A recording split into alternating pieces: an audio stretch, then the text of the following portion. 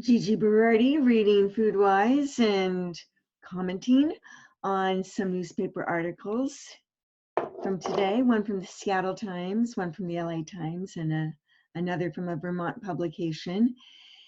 In the theme of this is our new normal, and I have to say this rang true today for me.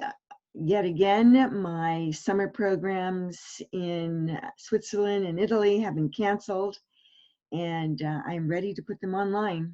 And so are the providers in Europe. And this brings us to a whole different way of experiencing global learning. So the point is to be resilient and adapt. Some of what I'm saying here in FoodWISE. More on whole, to process or not. So that's the title of this section. You'll see me write a lot about whole versus processed food throughout this book, me and the scientists and food writers I draw on.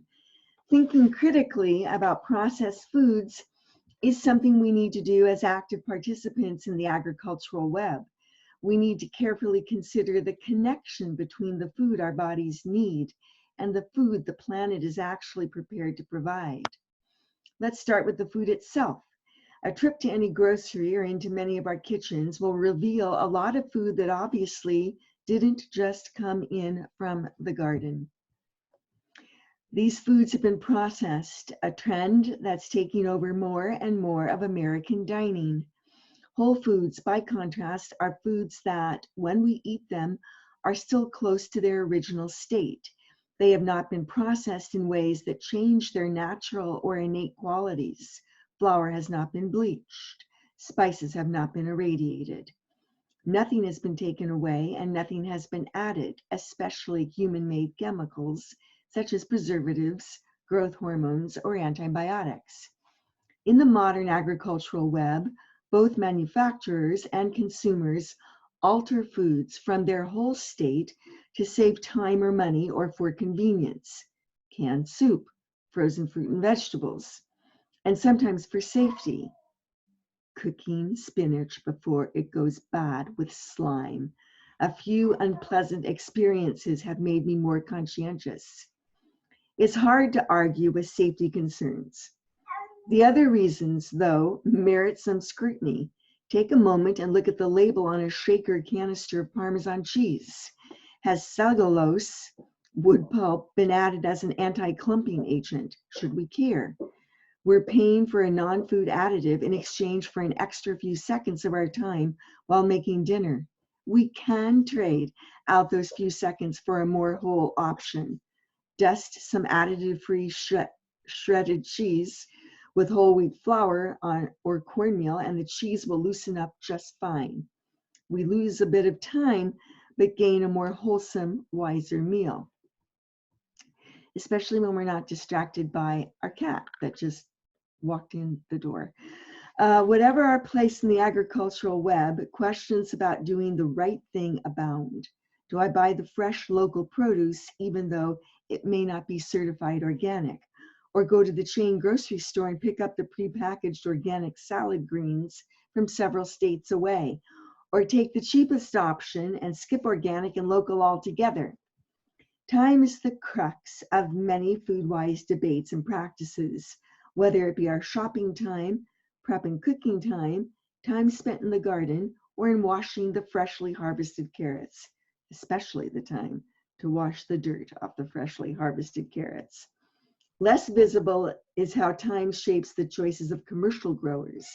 Do farmers preemptively spray their berry fields with costly insecticide, a quick fix, or do they take time to observe, monitor the number of problem insects, and wait to see if spraying is necessary? Or do they do some of both? Could they absorb the economic loss they might suffer by going organic and not spraying at all? Becoming FoodWISE means figuring out how to navigate the trade-offs. Stop, think, then act. Depending on money, time, and personal values, everyone's decisions may be different. We all have different experiences to draw on, different resources available, and different values by which we want to live. We embody our own personal FoodWISE systems by examining our beliefs, considering the circumstances and our immediate needs, and developing a practical understanding of why we make the food choices we do. Through these experiences, we become decent cooks, judicious farmers, practical restaurateurs, clever food pantry managers, maybe even observant food writers. And for many of us, this journey is going to start with whole foods, which I talk about some more and will tomorrow night.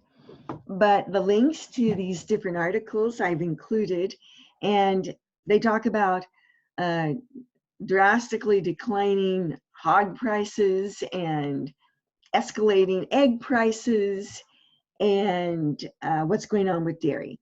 And so obviously demand is influencing prices and supply.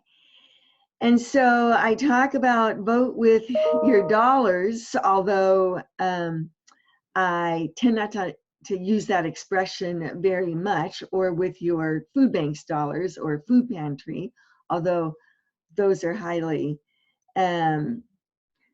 challenged these days in terms of providing the services that they did to get nourishing fats, which I talk about later in the book. And so maybe bacon and eggs and cheese is not the way in which you like to get your fat and or cholesterol. Maybe you prefer local hazelnuts. We have hazelnuts here. And so what you're choosing to cook is going to make a difference.